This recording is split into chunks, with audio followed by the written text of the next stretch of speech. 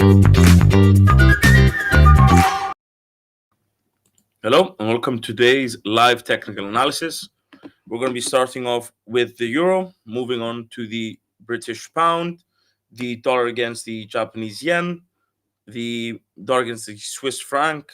Then we're going to be looking at oil, gold, and perhaps Airbus, Ford, and potentially UBS once again. So before we begin with our technical analysis, we should note a few major, I'd say, events that have occurred. One, in particular for the dollar, there is this concern that the US government could potentially shut down on Sunday. 1st of October has been touted as the deadline upon which the US House of Representatives and Senate need to pass a bill in order to increase the government spending. You are probably hearing a lot of words being thrown around or news coverage for this issue. Our take is this: you have the Senate that on Wednesday evening, if I'm not mistaken, came together, so bipartisan, Democrats and Republicans together, which created a stopgap bill. That stopgap bill was anticipated to provide some time for the House of Representatives to reach a deal between themselves in order to present a measure to increase government spending without the possibility of a government shutdown.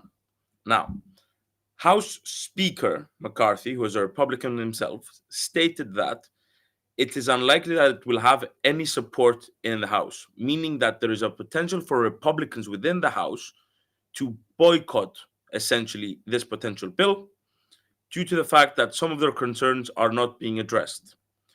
Now, if no measure is passed through both houses, so the House of Representatives and the Senate, by Friday evening, then it is very likely that we may see the US government shutting down.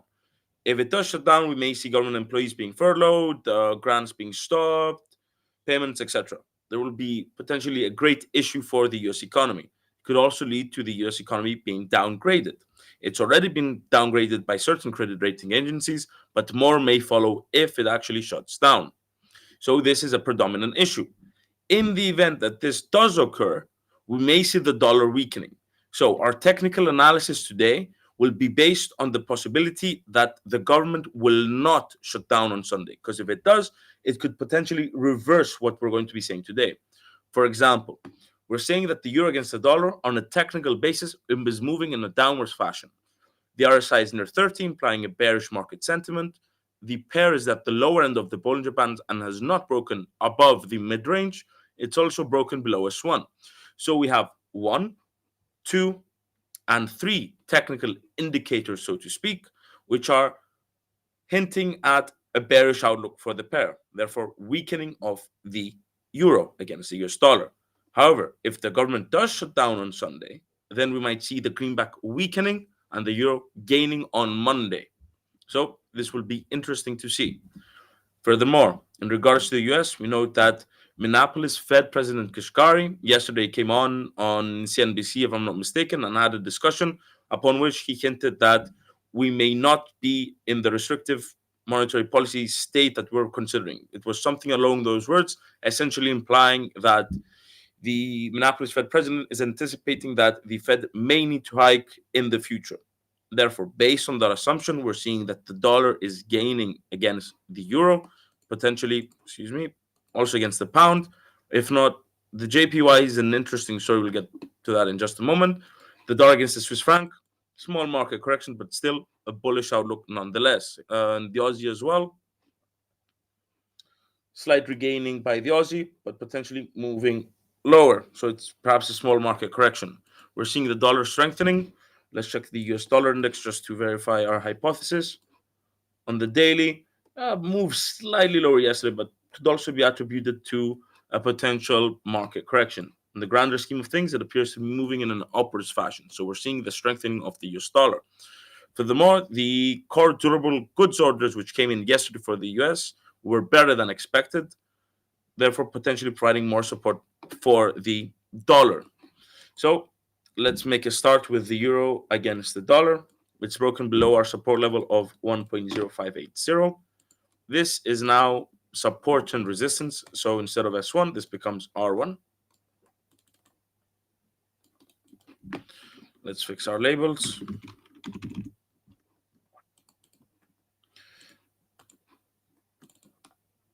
Prior to the Minneapolis Fed president speaking yesterday, he released a report on Monday, which is an interesting read. He stated there are two scenarios in which he thinks the US economy may move towards. One is a soft landing upon he attributed the probability of such an event happening. And for that scenario, he's anticipating a rate hike and then a pause. However, the other 60%, or it was, I think, 60% for soft landing, 40 for it not to happen. The other scenario was that inflationary pressures persist and remain entrenched in the US economy for a prolonged period of time.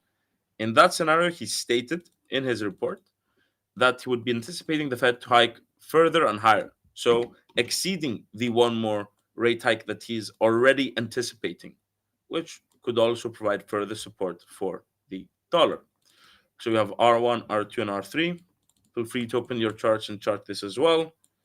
Resistance 1.077, R2 1.067, R1 1.058. Resistance turns support. S2 becomes S1, S3 becomes S2, and then we have our prior level 1.008 for support at S3. But we might simply just verify that there wasn't anything better, as this is slightly far away compared to the other two support levels. So let's just see. Taking once again the closing of this bearish candle and the opening of this bullish candle, was it validated as well? Turning point around here, my opinion, is also validated. So a valid support level for S3. The reason why we're moving it slightly higher is due to the fact that had I left it around here, the 1.008 level would have been simply far away. It probably would have met some resistance some support along the way, therefore perhaps not being as accurate at this point in time. So we have S1, S2, S3, and then we have R1, R2, R3. So as you can see, it's moving in a downwards fashion, downwards moving trend line as well. At the lower end of the Bollinger Bands and the RSI, small market correction higher to 30, but still a bearish outlook for the pair. Going on to cable, the British pound against the US dollar. We're seeing that the British pound is slightly gaining on the day. Yep, simply for today. Perhaps a small market correction higher. It's broken above the mid-range of the Bollinger Bands. And we had stated yesterday that this downwards moving channel was far too narrow. Let's just remove the duplicated text labels.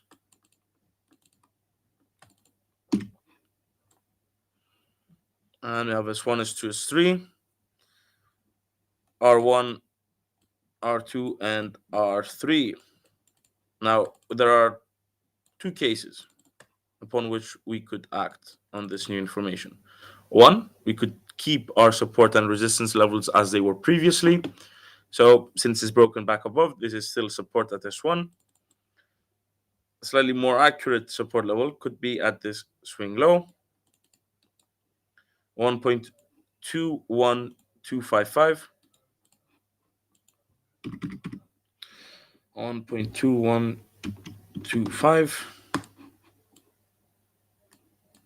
So for a bearish outlook, it would need to break below S1 and S2. Let's just remove. Go. And then for R1, we could bring it slightly lower to correspond with the newer data.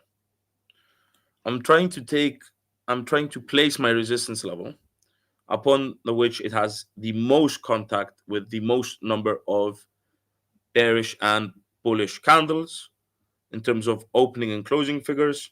As you can see, we do not have a swing high that is near S1 at this point in time. We only have R2 1.2630. So it's a bit difficult in order to decide when placing our resistance level.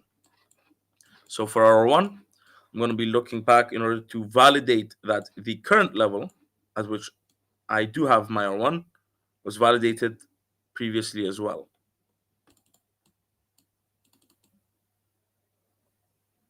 Perhaps we could take this swing high.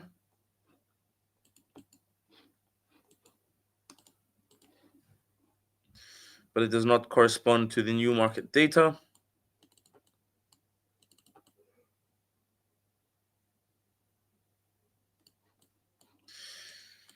If we place R1 at this point, probably around 200 pips.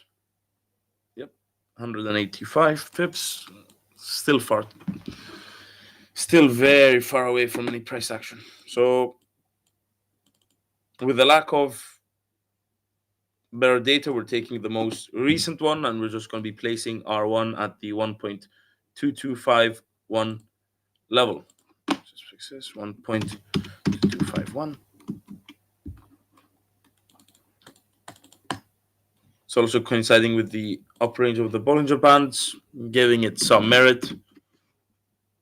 But this, to be validated, would need to be tested. So the price action moving higher, rejecting, and moving back below. So failing to break above.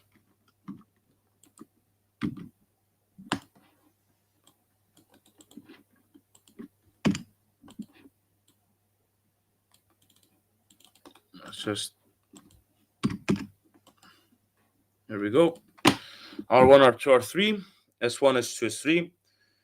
Interestingly, for the pound, we were saying before that the dollar was still gaining against the euro. But for cable, we're seeing that the RSI is actually moving towards 50. This could imply a neutral market sentiment, and the fact that it's broken above the mid-range of the Bollinger Bands could potentially imply a trend reversal.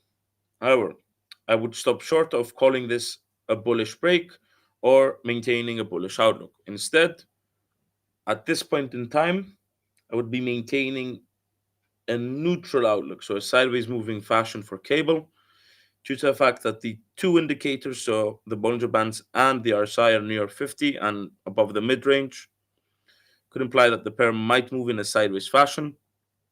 As we said, perhaps this could have been oversold, so it could be a temporary market correction before moving lower, but for now I'm maintaining a neutral outlook.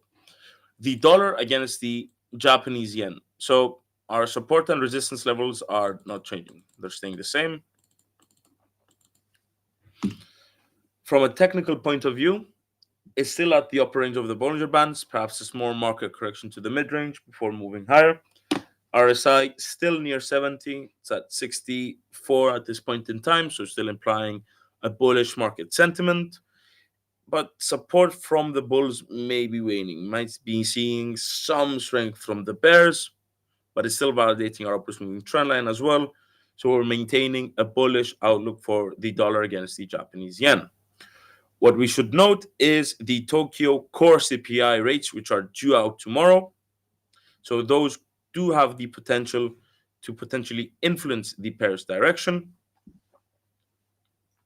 And since the Governor Ueda had already stated that they were going to be maintaining their ultra loose monetary policy from their July meeting minutes that were released earlier on during the week, this will be interesting. I'll be paying close attention to Tokyo's core CPI rates, also the industrial production output for Japan, and their unemployment rate.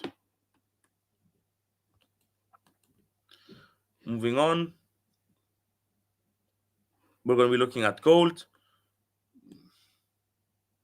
Gold has broken below S1 and S2 and is currently aiming for S3 that we had placed yesterday. So clearly maintaining a bearish outlook for the precious metal. We're going to be keeping S2. We're going to be keeping S2 that we had yesterday. Why? Look at these swing lows that were validated. So if it does come back up, I do expect it to meet some resistance at this point. So yesterday's S2 is now R1. We could even place, and this one becomes R2, and then we keep R1, we switch R1 to R3.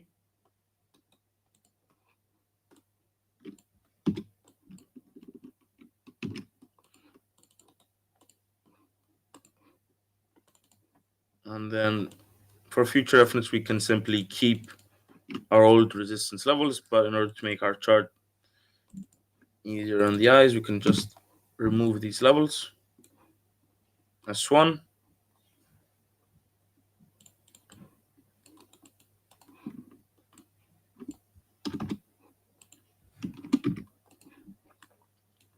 R1865, R1 1885, R2 1902.55,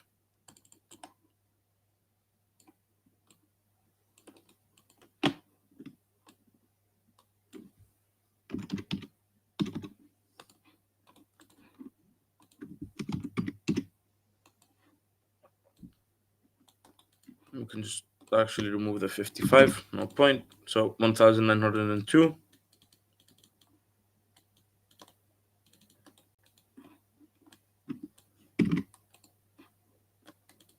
And then R3 would be 1915.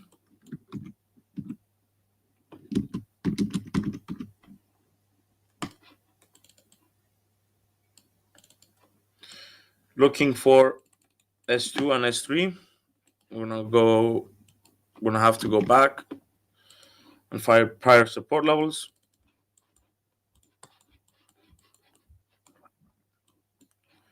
So we have S1. Now looking for S2.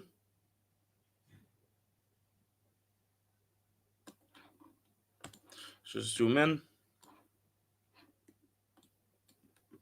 So we have approximately 15.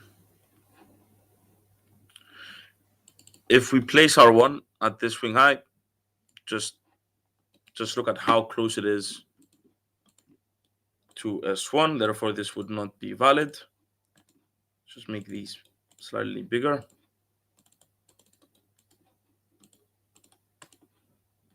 Look at how close S1 and S2 would be if we had placed our support level at S2. Instead, we can have two options. One, at this point here, aligned with strong bullish and bearish blocks as well. There's also swing high, but maybe more appropriate to take this point upon which the pair actually moved much higher, broke above, consolidated, and then moved strongly in an upwards fashion. So we're going to be keeping our S2 at that point. That means we're going to have to increase the distance between our resistance levels as well. We can't simply have $30 difference between S1 and S2, and then the difference between R1 and R2 simply being about 15 or 20. We're going to be consistent with our support and resistance levels. This could also be from a more macro outlook. So by expanding the distance between our support and resistance levels and picking something that may be stronger in our opinion, we could justify that this is a more macro outlook. So even if it does move in upwards fashion, for it to be a strong bullish outlook, for example, it would have to break above R2 at the 1915 level as well, not simply breaking above R1 and then breaking above R2. It would have to break above R2 as well, which is at a greater distance. So 1915 for R2, and then for R1, 1885. It's consolidating slightly. Would not be surprised if it moves slightly higher, perhaps to the mid-range, taking out some sellers on this side and then moving downwards, breaking below S1. And since we're increasing the distance between our resistance levels, let's go find our support level for S3.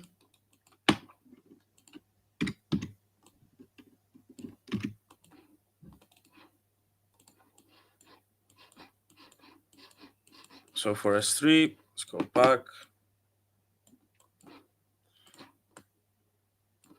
This may be an option.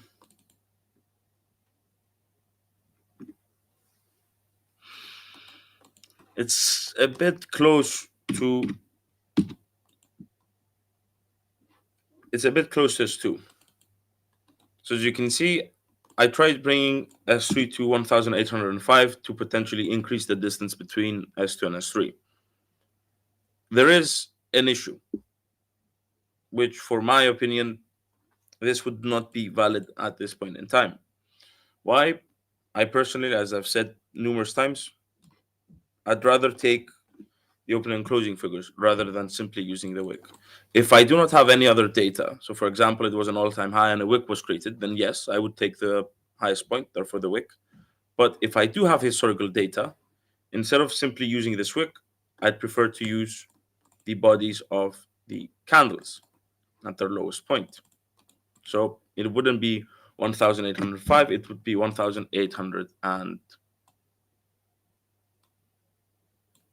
808, not even 7.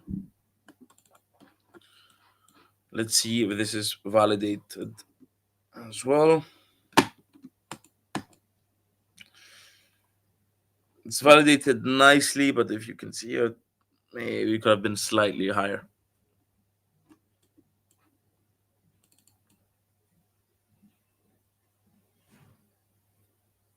Could have been 1802.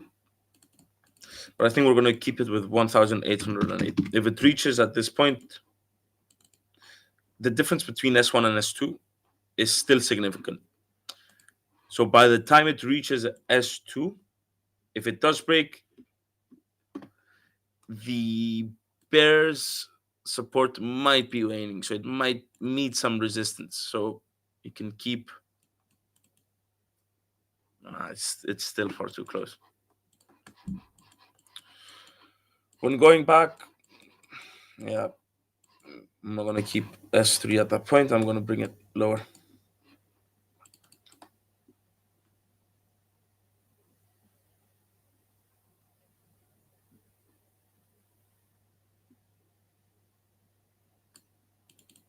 $1,795. This would be S3. I'm much more okay with S3 being at the 1,795 level than having it far too close to S2. We're keeping them equidistant as well. So from a technical point of view, we're maintaining a bearish outlook for the precious metal.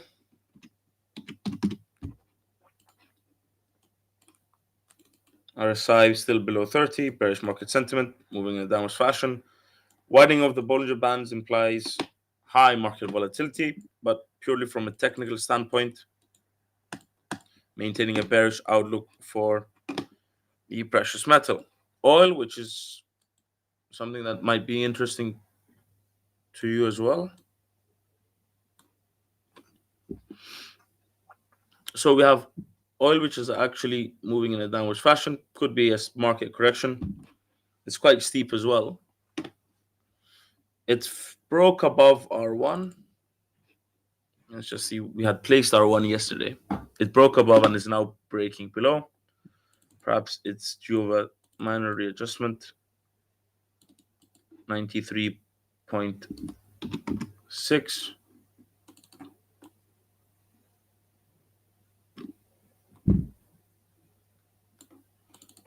But then it would be a bit too close. Let's just remove the duplicated text boxes.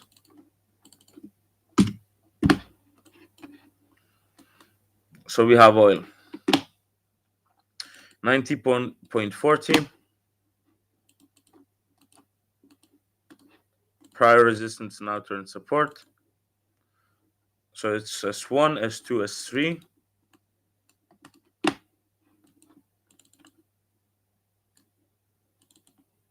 I would not be surprised if it comes back to test support at S1 before moving higher. But since we're expecting it to move higher, we're going to have to readjust our resistance levels as well.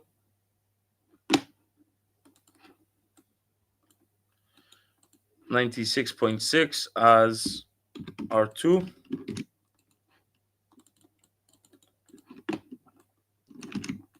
We're keeping R3 at 98.8. R1 93.6. S1 at 90.4.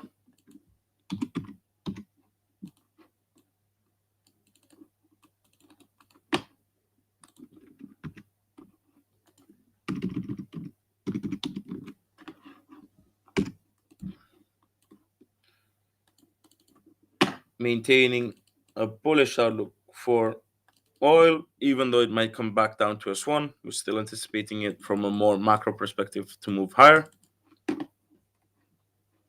We have S3 at 84.30. And then we're going to be looking at one stock. Have Lockheed Martin, Morgan Stanley, Goldman Sachs. Look at wheat. We can look at Amazon, broken below S2, moving towards S3. Apple is also moving in downwards fashion, having broken below S1, moving towards S2. Let's look at Ford.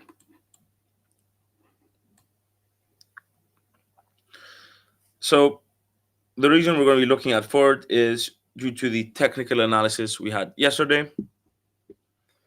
It's moving in a sideways fashion. I think it's about to test, if it hasn't already tested, our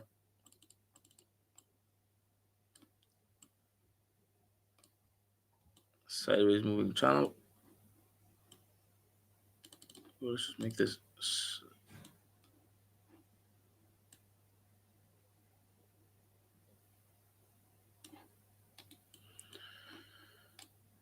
0.05, actually 06, 12.06. We're anticipating Ford to continue moving in a sideways fashion up until an agreement is reached. If no agreement is reached, we had stated yesterday, moving in a downwards fashion. So, ending off with Ford. That could do it for the day. But we might actually have a quick look at Tesla.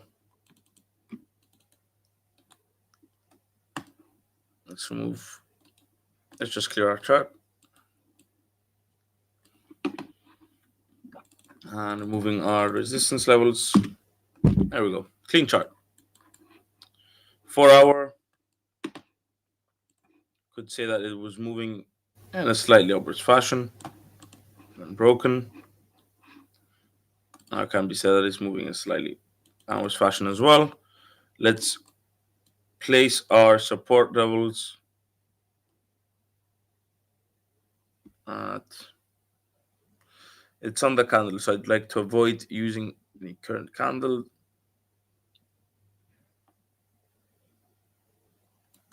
S1 at 214.65. This would be S1. Or could be S1. We'll see. We'd like it to be validated. Move this and then ticker. Then next level of support, 167.5.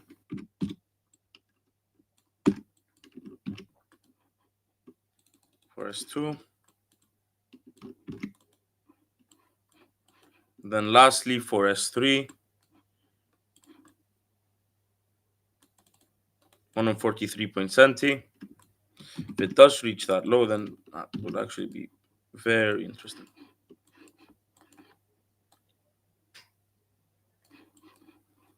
S2 is actually a bit too far away from S1. And S3 as well, as a matter of fact. Much better. I think this is slightly more realistic and appropriate for the next perhaps week and a bit. 152.40. So 184.20 for S2.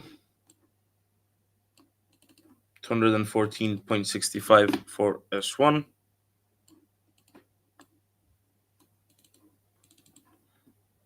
$152.40 for S3.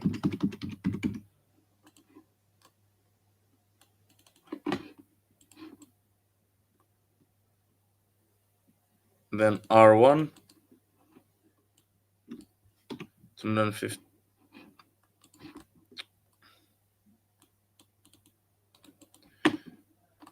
259.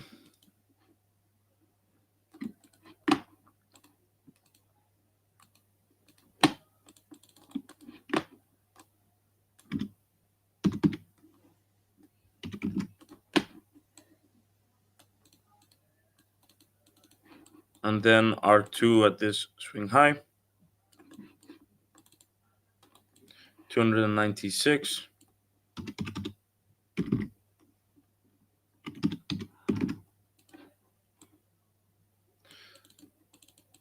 And then lastly for R3,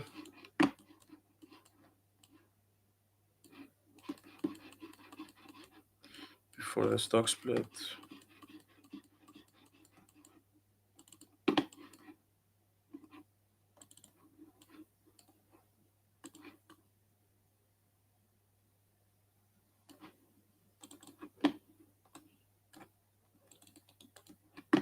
$28.78.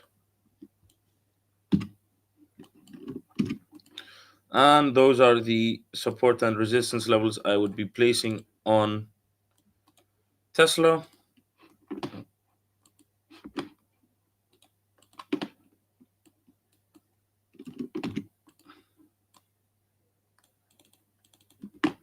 We're maintaining a bearish outlook for the stock, even though it's slightly moving upwards. Moved upwards yesterday. Downwards moving trend line. Potentially aiming for S1 and then S2. For a bullish outlook, we would anticipate it to break above R1 and then move towards R2. That's it for today. Thank you for watching.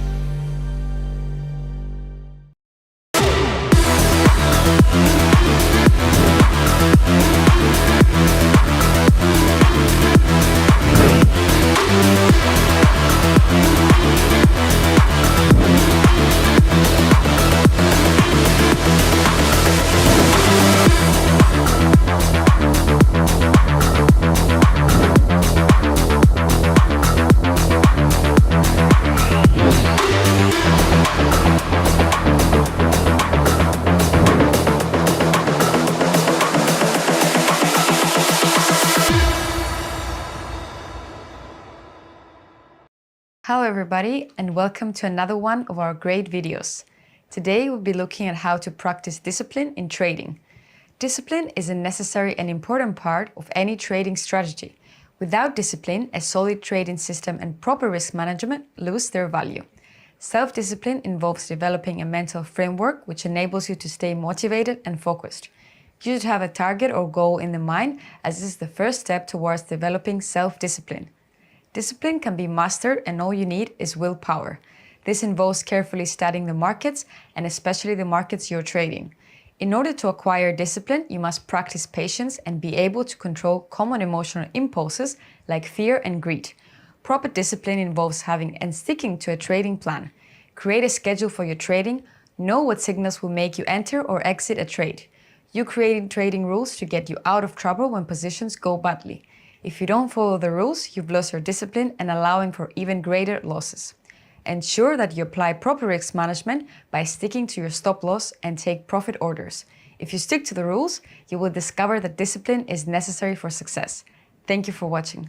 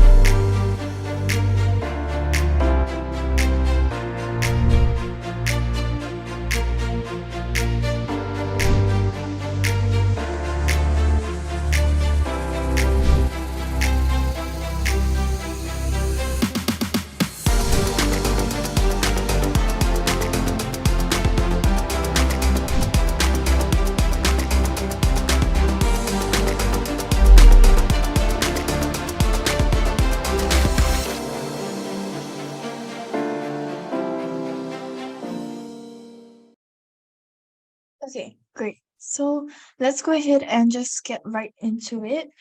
So as I mentioned earlier, today's webinar will be on trend lines, channels, and liquidity traps. So this is the second part of our two-part series on support and resistance. But if you missed last week's webinar on support and resistance, just the first part, no worry, because we'll do a brief recap before we get into the new stuff.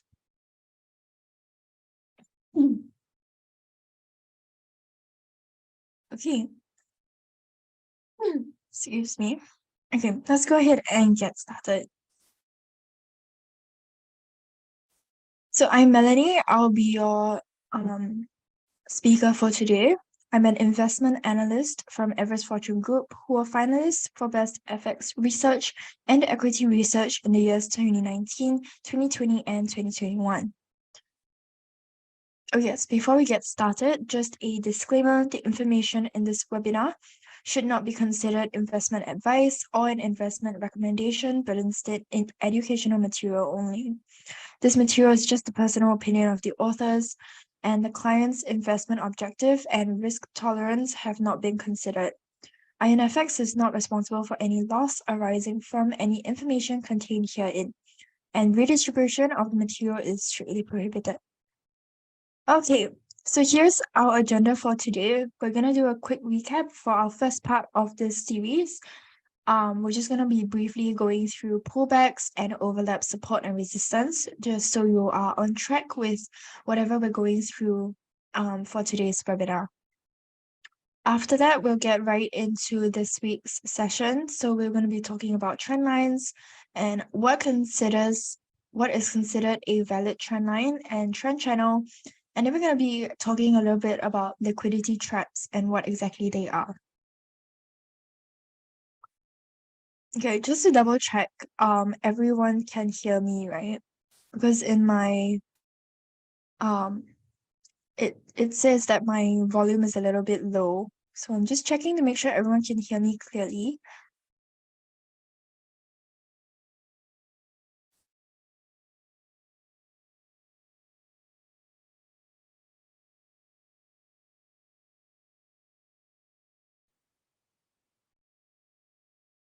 Okay. If at any point throughout the webinar you can't hear me, just let me know in the chat. Okay, so let's get started with the recap from last week.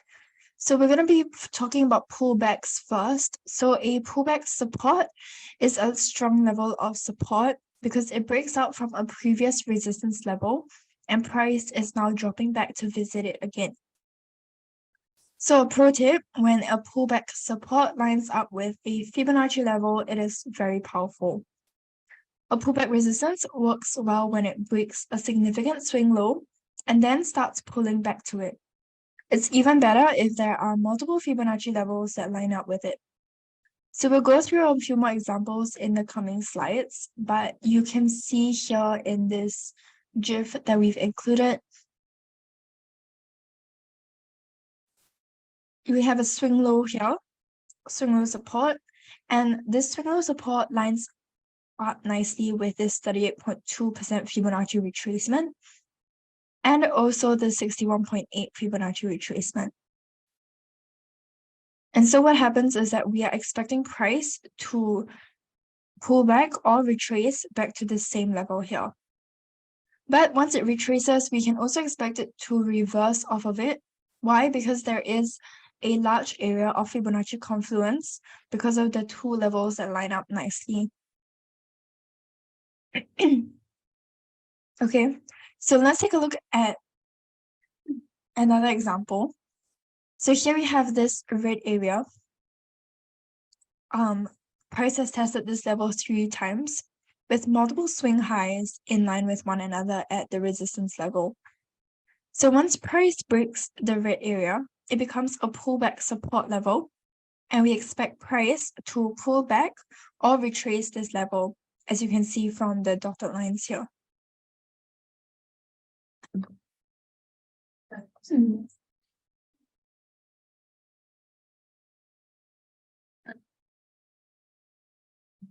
Okay.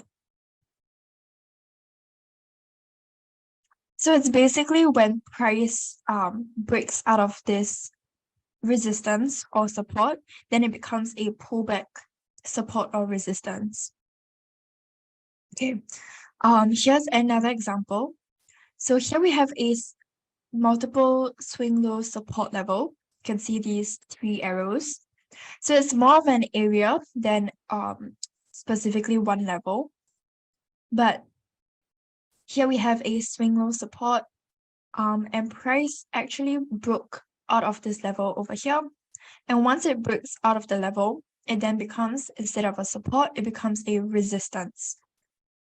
Why resistance? Because we're expecting price to pull back or retrace back to this level and reverse off of it. So obviously, once it reverses off of it, it becomes a resistance level. So that's what we are expecting it to do. Okay, so here's another example from an actual chart.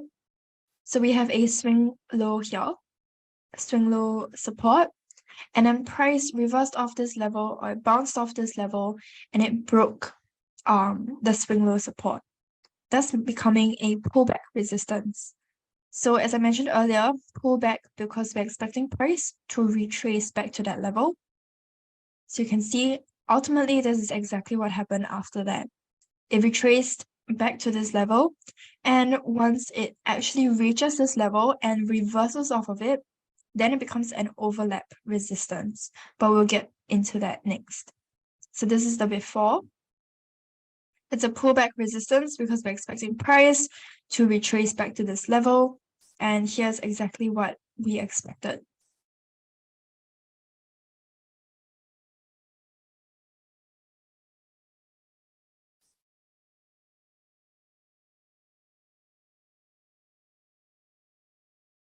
Okay, so as I mentioned, we're gonna see what happens once price reverses off of this level. It becomes an overlap resistance level. So before it touches this level, it is pullback. Once it touches it, it's an overlap. Okay, so we're gonna explain it a little bit more over here. Okay, so an overlap resistance occurs when price reacts off a particular level from the top and from the bottom. So the more times that it reacts off this area, the stronger the overlap area. So this means that there are more bulls and bears respecting that area. So it's an important area to take note of. So pro tip, if the overlap area lines up with other elements, such as Fibonacci or other graphical elements, then it makes it even stronger.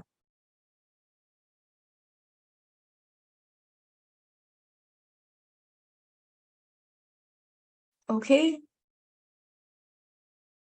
So you can see from this GIF here, once price breaks out of this swing low support, as we mentioned, it's a pullback resistance. But since price reacts off of that level as well, then it becomes an overlap. So pretty straightforward for overlap, I think. But here are a couple more examples before we get into this week's content. So here we have a swing low support that becomes a pullback resistance once price breaks the support at 105.643. So here we can see how price reacted or retraced back to this resistance level and in fact reversed off of it, making it now an overlap resistance.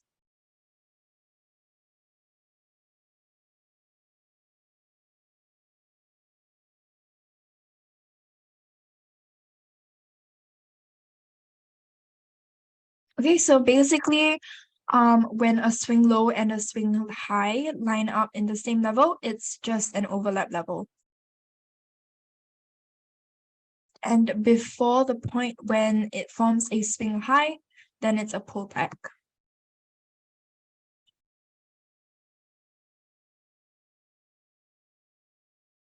Okay, let's carry on. So here we have a combination of the pullback and overlap. So firstly, we have a big swing high resistance level, as you can see first over here. The moment price surpasses the swing high resistance over here, it becomes a pullback support. And you can follow the green arrows over here now. So once price has made a pullback or retracement to our pullback support level and it bounces off of it perfectly, then it becomes an overlap support instead.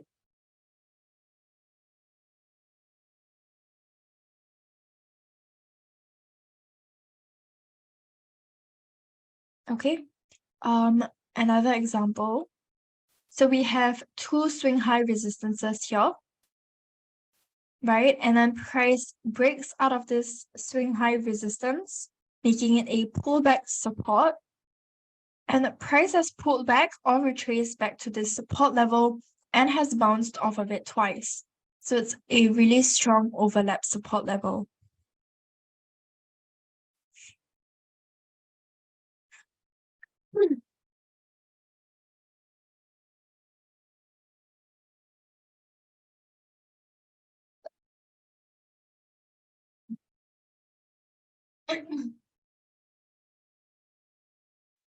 Okay, this is our last example before we get into this week's content. So once again, we're looking at a combination of the pullback and the overlap. So we have multiple swing lows here. It's a swing low support, and then once price breaks the support level, it becomes a pullback resistance. And you can see, since we expected it to pull back or retrace back to that level, it did, and it in fact reversed off of it 3 times. Okay, so at this point, even at the very first point where it reverses off the level, it becomes an overlap resistance. And the overlap resistance becomes a pullback support when price breaks out of the resistance level, and it goes back to being a pullback. And then at this circle, the very last circle here, once price bounces off the level, then it is once again an overlap support.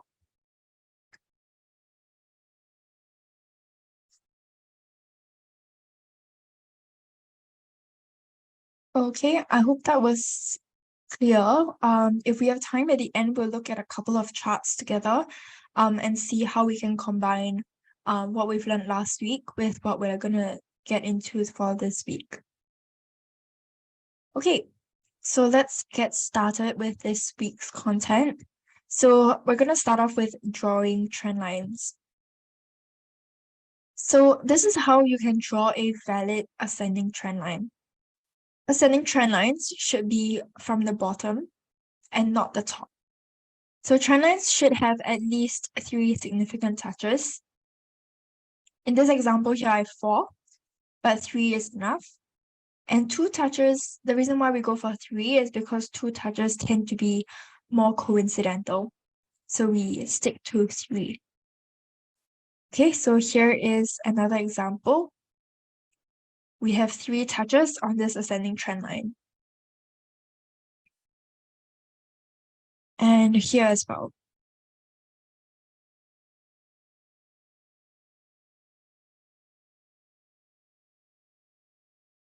Okay, pretty straightforward. So I'm just gonna get into the descending trend lines as well. So similarly for descending trend lines, they should be from the top and not the bottom. And trend lines should have at least 3 significant touches. Yeah, same reason, because 2 touches tend to be more coincidental. So here's an example of a descending trend line. In this case, we have 4 touches, but as I mentioned earlier, just 3 is enough. Here's another example.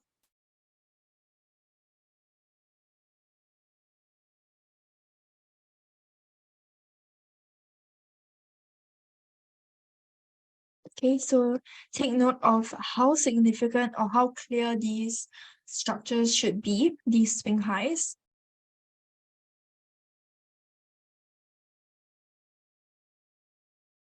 Okay, and then in this example, which is the aftermath of this chart, So when you're looking out for a breakout, for example, we're looking at least 3 significant touches for it to be considered a valid trend line. But you can see over here that price is playing the reaction off of the 4th touch. So it's breaking out of this descending trend line.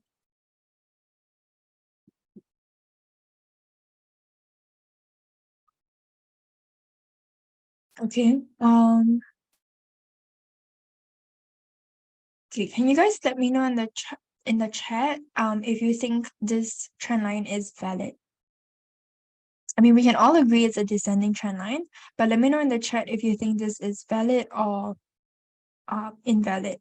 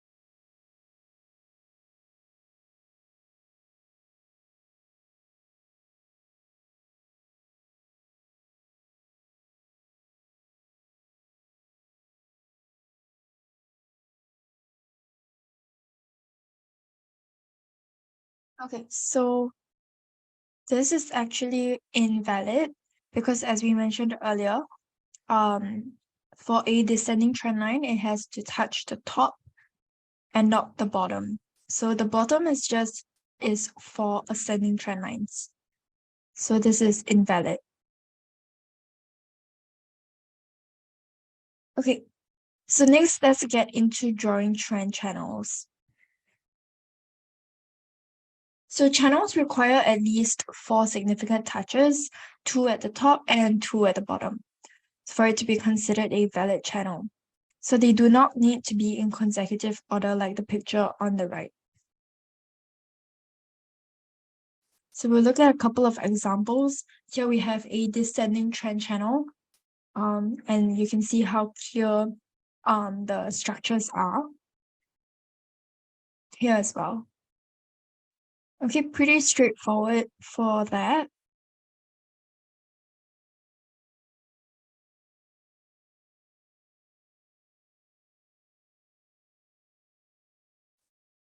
Okay, let's just get into our next section, which is liquidity traps. So what are liquidity traps? So it's a situation in which monetary policy becomes ineffective in stimulating an economy, even when interest rates are near or at 0. So this occurs when because people and businesses are hesitant to spend their money, even at low borrowing costs, leading to a lack of demand for goods and services.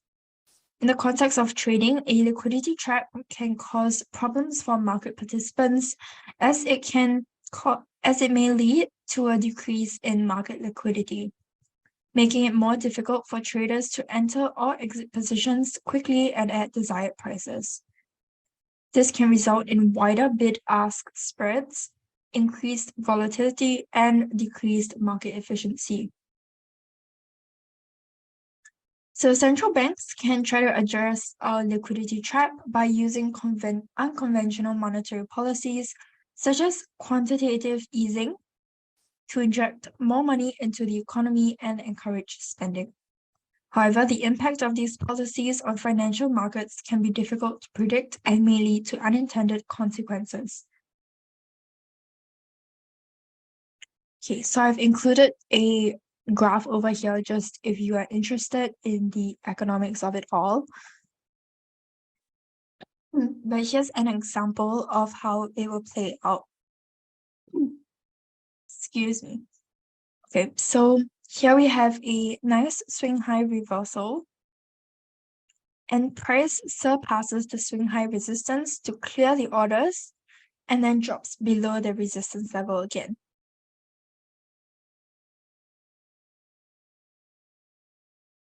Okay, so in this case, you can see that we mentioned earlier this is a swing high resistance, and price has passed this level, making it a pullback support level.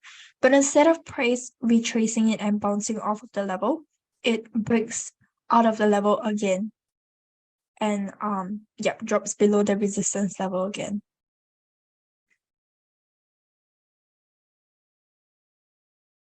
Okay, so here's another example.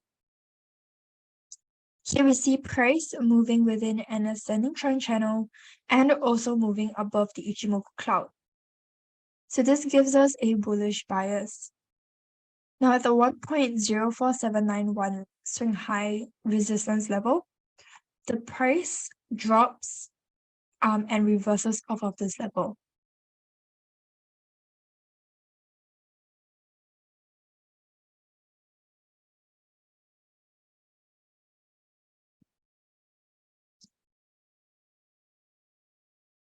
Okay, yeah, so that's basically it for liquidity traps. Now we're going to see how we can combine all of what we've learned so far when it comes to our trading.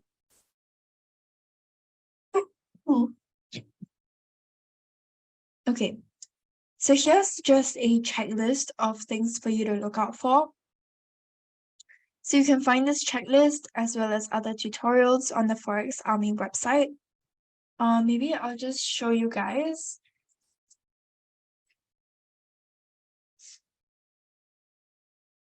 Okay.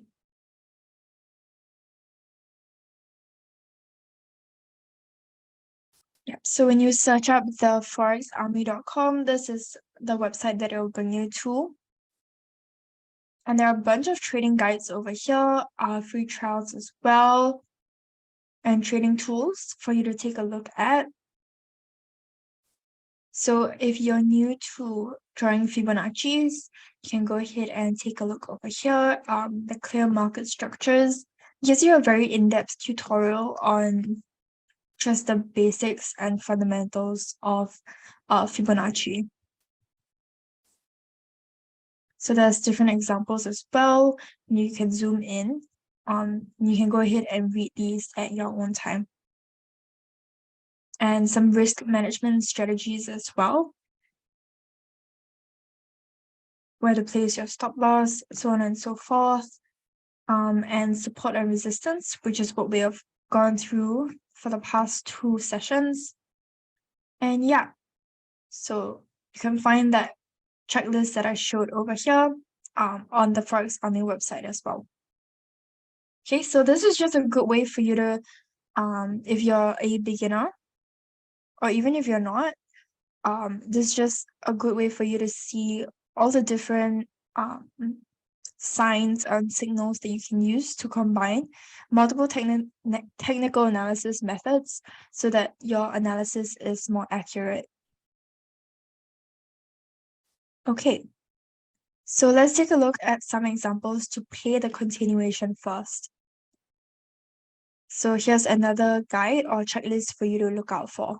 So firstly, we have, is price respecting Ichimoku? Is price respecting the trend line? Key horizontal support or resistance levels? Is it near any key Fibonacci levels? And where's the next key level it might go? And then we fine tune with Fibonacci levels. Okay. Okay, so here we have an ascending trend channel with 2 top touches and 2 bottom touches, so we know it's a valid trend channel. Let's see how price will move within this trend channel. So here we are expecting a continuation, and you can see that's exactly how it played out, with price reversing off of the edge or the bottom of the trend channel as well.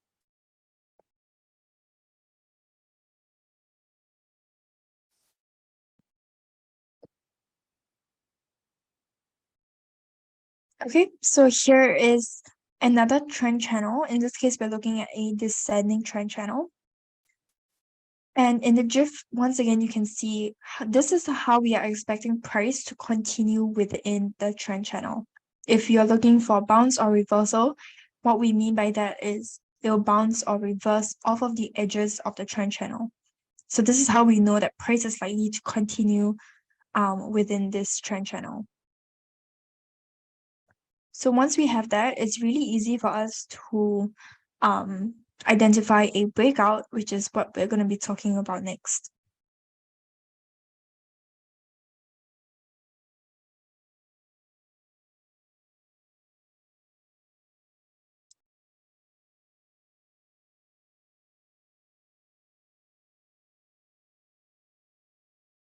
Okay, so here is another guide for you to look out for when you are identifying a breakout. So the price crossed below the Ichimoku. Do we have the Ichimoku momentum on our side? The price break any trend line? The price break a recent horizontal level? And the price break a recent key Fibonacci level? In which case we would then check for Fibonacci retracements. And then lastly, where is the next key level it could break out to? In which case we will use horizontal levels such as our pullback and overlap support and resistance levels. And then we'll fine tune those levels with Fibonacci.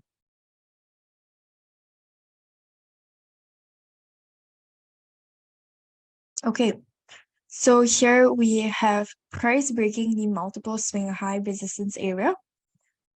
So we're looking at the bottom level first. Over here, we have two swing highs here. Price is breaking out of this level. You can see at the 125.744 level. So it's typically more of a level I mentioned earlier, but in case you missed it, you don't have to stress too much about it being at a specific level, because more often than not, it's more of an area. So by combining these levels with Fibonacci levels, we can analyze where price could possibly hit next. So in this example, price has reached the 61.8% Fibonacci projection. So for Fibonacci projection, we want to look for kind of a flash kind of shape or lightning shape, if you can follow my mouse. Yeah, so we have the starting point, the middle point, and the ending point as the shape.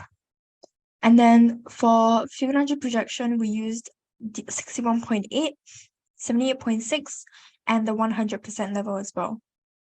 But in this case, we are projecting price to break out of the 61.8 and expect it to rise to the next swing high resistance, which is over here. And maybe even to the next Fibonacci level, which is the 78.6.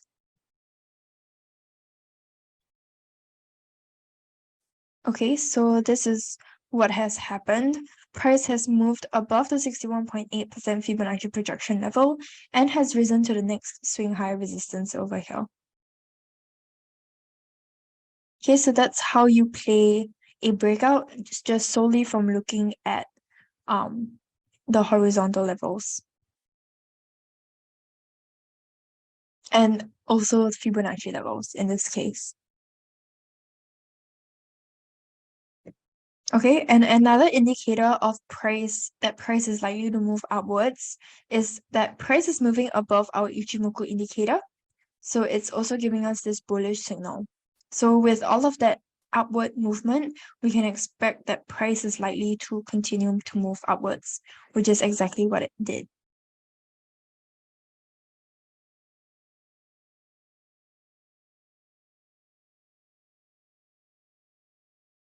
Okay, let me know if there are any questions.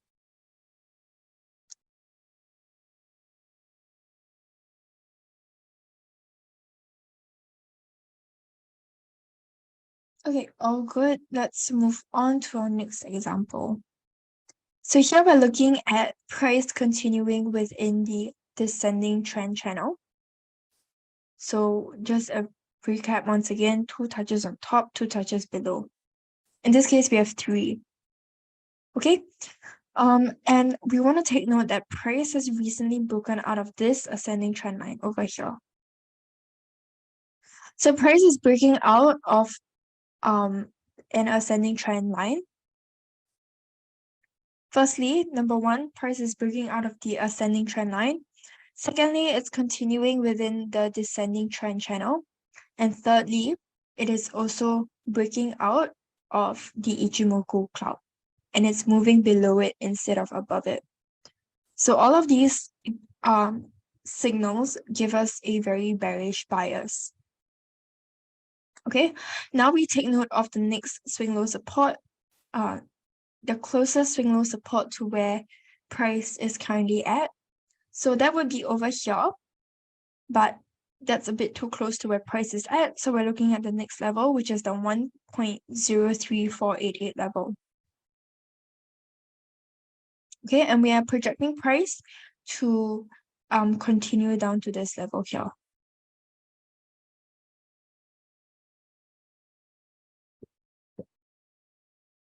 Okay, and you can see that's exactly what happened. Price broke out of the ascending trend line and continued downwards to our next swing low support.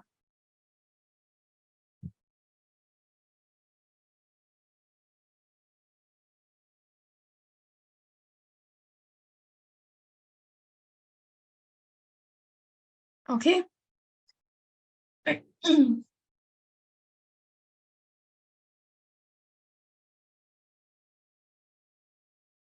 Okay, let's take a look at another example. So price recently broke out of our ascending trend channel here. You can see this red highlighted area here is when it broke out. So in this case, we are making use of a Fibonacci extension. So for Fibonacci extension, we are looking for the shape of a Nike tick, which is like this. So in this case, it's inverted. But if you take a look here, you can see where my Fibonacci starts is the head of the Nike tick, or just a tick in general. It's the head of the tick, and then the tail of the tick should retrace back more than 100% for you to use this this Fibonacci method. Okay, so once it retraced 100%, it broke out, and then that's when we can use this. So we took the starting point from here and the ending point here. And for Fibonacci extension, we use two levels, 127.2%, which you can see here, which is where price is currently at, and also the 161.8. And just nice, we can see the 161.8 lines up nicely with our 0.66420 swing low support. Okay, so in this case, once price breaks out of this 127.2, which you can see it did, then we are expecting it to continue to head towards this support level here.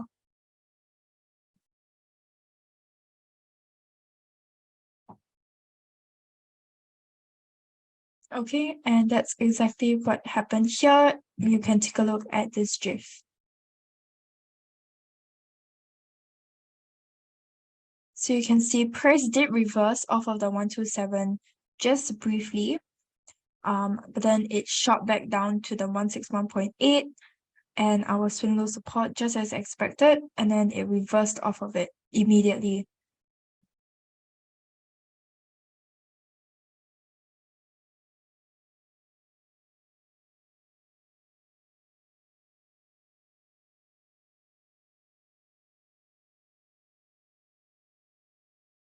Okay, and then one of the reasons why it might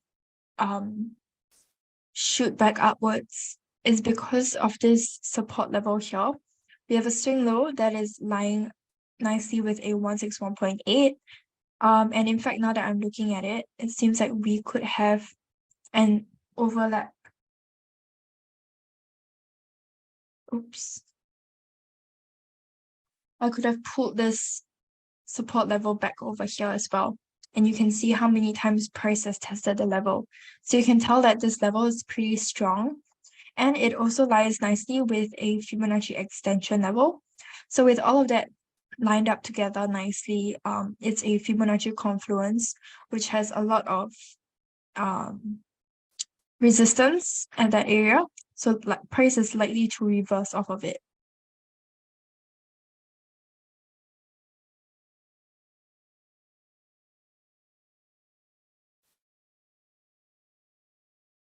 Okay, let's move on to our next example here.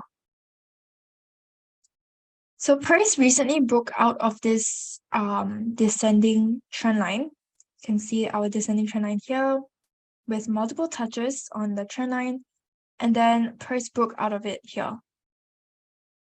Okay. Once again, we are making use of Fibonacci extension. You can see the tick pretty clearly now.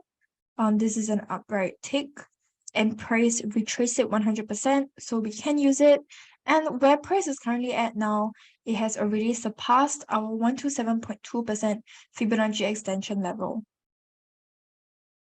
Okay, so now if we're taking a look at our buy entry, why is it that we placed it over here? It's because we have an overlap level here. We have 2 swing highs as well as 1 swing low here. So this is, and price has actually broken out of the buy entry. So instead of, or rather we can see that it's a pretty significant level. But I mentioned earlier that this is an overlap level, but since price has broken out of it once again, you guys know that this is a pullback level instead. Okay, but my point is just that this level is pretty significant and pretty important to take note of. Okay, so we are buying a take profit towards the next level at the 161.8, but we are putting it a little bit lower because if you saw in the risk management webinar, we would place our take profit below any major confluence areas or before, simply because there is a higher chance that we are going to, or that price is going to hit our take profit level. Because as I mentioned earlier, these Fibonacci confluence areas tend to have a lot of resistance in that area, making price reverse off of those areas. Reverse off of those areas. So in order to make sure that our price actually hits our take profit, we'll place it slightly lower than our Fibonacci levels. Okay, so, and we can also see that at this take profit level, the 85.724, we have a swing high resistance here. And if I can pull it back, I think we have an overlap level as well. Okay, so it's pretty significant, all of these areas, and you can see that's exactly what happened. It broke really nicely off of our take profit and has in fact risen above the 161.8 level as well.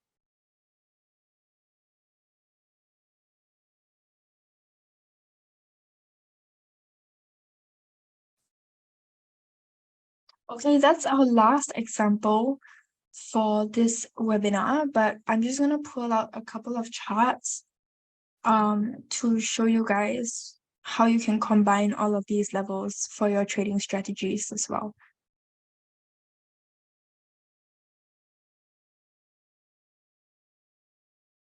Okay, let me just pull up my charts.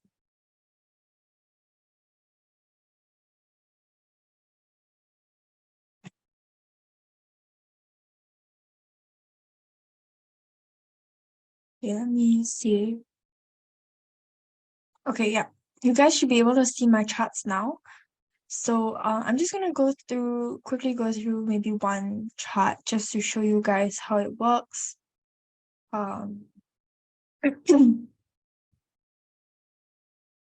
Okay, let's take a look at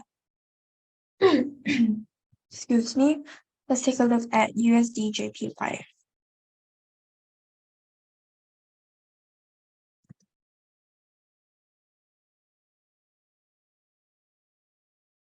Okay, so we will typically start on the higher time frames first,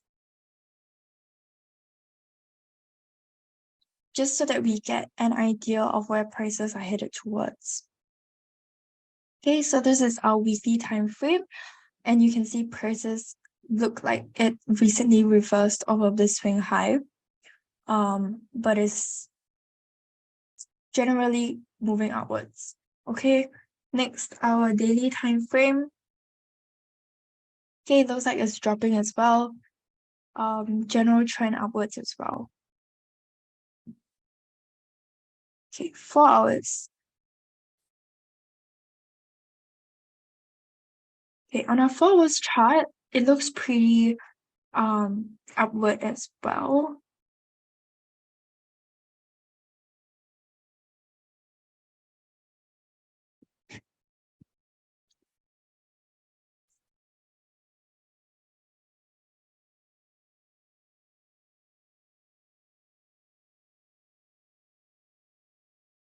Or trend channels. So in this case, I have a ascending trend line with 3 swing lows here.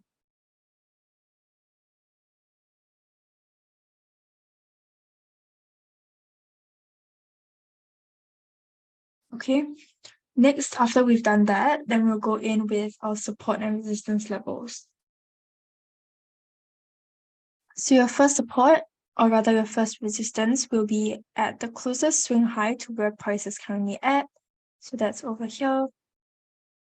So this is just purely based on graphical analysis, but we'll go in and tweak it with Fibonacci levels in a little bit.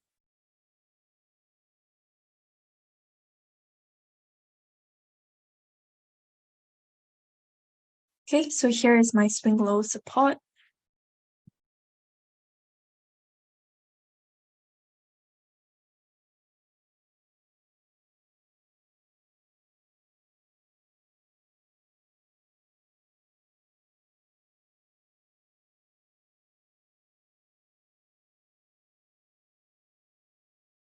Okay, so maybe we'll just briefly go through this second resistance.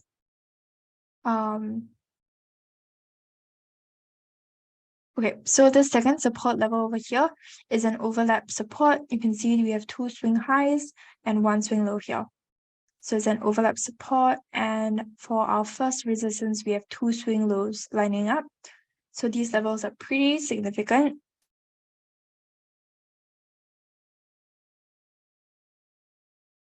Okay, so now let's go in with our Fibonacci levels. So I'm gonna firstly be looking for a retracement. So for Fibonacci retracement, we use these 5 levels: 23.6, 38.2, 50%, 61.8, and 78.6.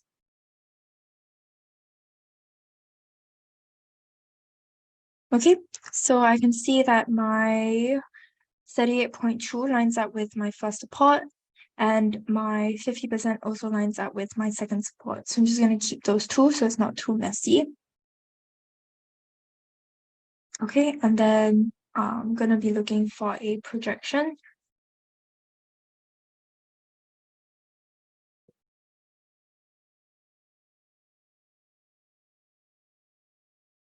So as I mentioned earlier, projections, we use these 3 levels.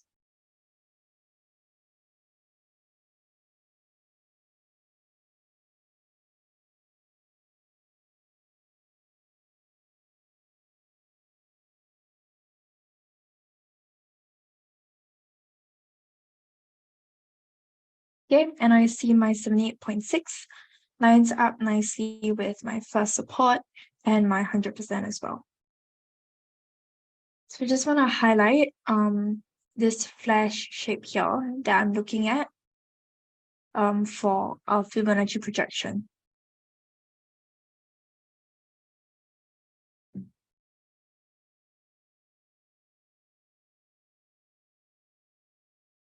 Okay.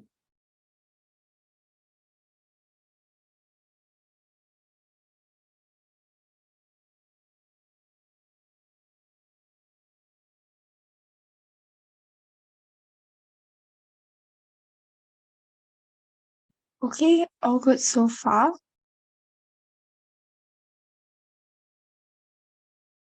So we can expect price to continue moving downwards from our first resistance all the way towards our ascending trend line. Okay, and it's likely to reverse off of this trend line as well. Why? And how do we know it's gonna continue within the ascending trend line? Because we have these two Fibonacci retracements and projections lining up nicely. And we also have these two swing lows here. Okay,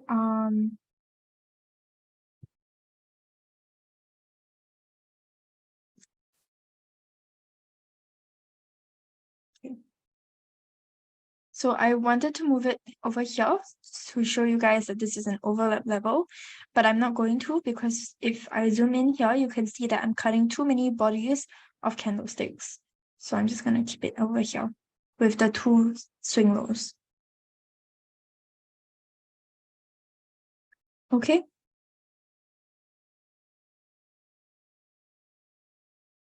Okay, now that we've done that, then we'll go in with a couple of indicators to support our analysis. Okay, Ichimoku. Okay, Ichimoku is giving us bearish. MACD is also giving us bearish.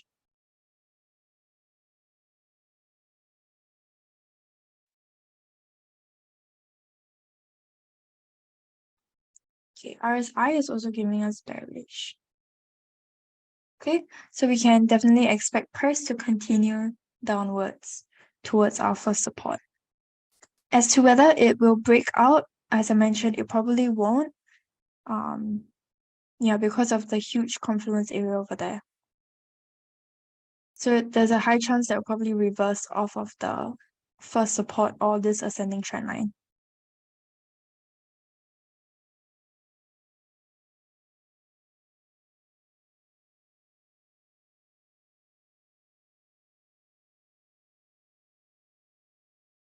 Okay, maybe just another thing to note for you guys before you guys go. We have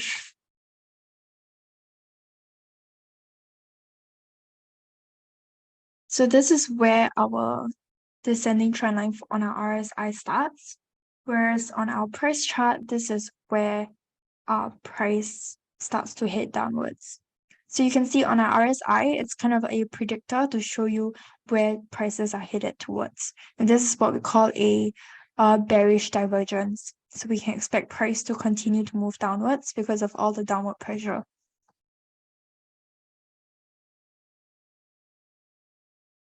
Okay, that's all I have for you guys today. Let me know if there are any other questions that you guys have. I'm happy to stay for a few more minutes if you guys have any questions. If not, you guys can leave. Thank you guys so much for joining me today and have a great rest of your week. Bye, guys.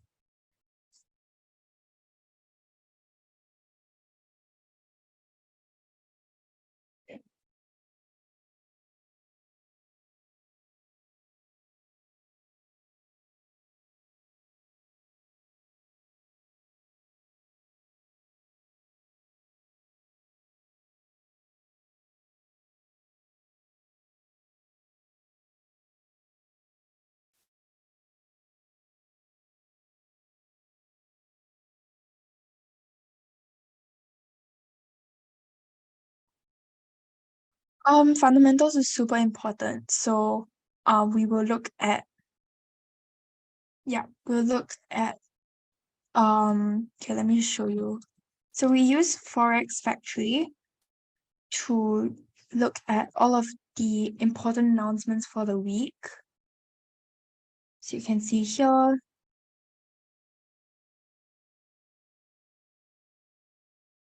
So I will normally only look at the red calendar events. But I know a lot of people prefer to look at these as well. So we'll look at, okay, if you're talking about Japan, yeah, we will follow these as well, like all of the forecasted previous results as well. Yeah, not just technical analysis.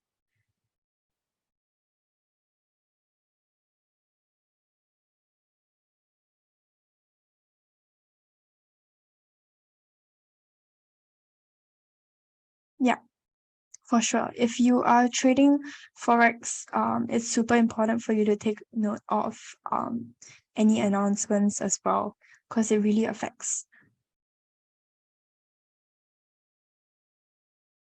Okay, no problem. So let me know if there are any other questions. If not, you can feel free to leave.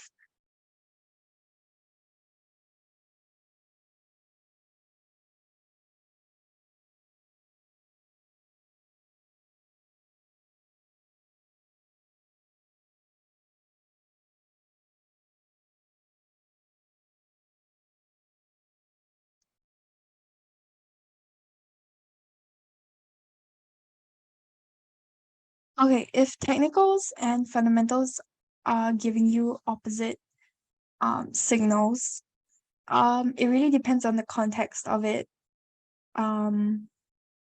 Yeah, because even using technicals, sometimes, for example, if I'm using an indicator, there are so many indicators, 50% of them will give you a bullish signal, 50% will give you a bearish signal. So I tend to listen to the fundamentals more. Yeah.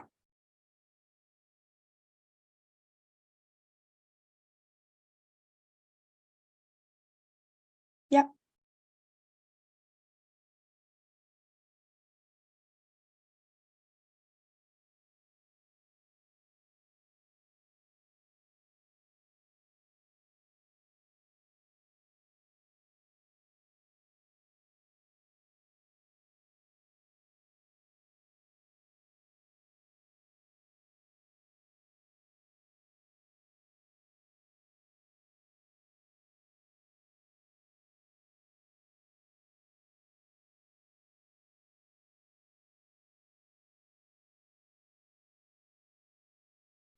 If you're talking about short-term trading, like if you are scalping, then that definitely could be one way to do it. Because in these webinars, we're typically not looking at short-term trading. We like to look, since we're trading on either the 4 or 1 hour, we're looking at a longer time frame. That's why we don't really take into account the candlestick shapes. Yeah, because those tend to fluctuate on a longer time frame.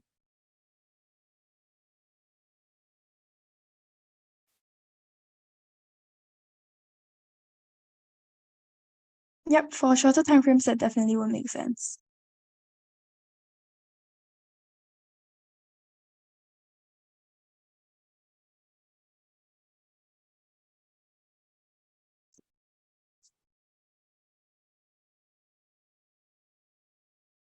No worries. Thank you guys so much for joining me today. Hope you guys found it helpful. Okay, see you guys next week. Bye.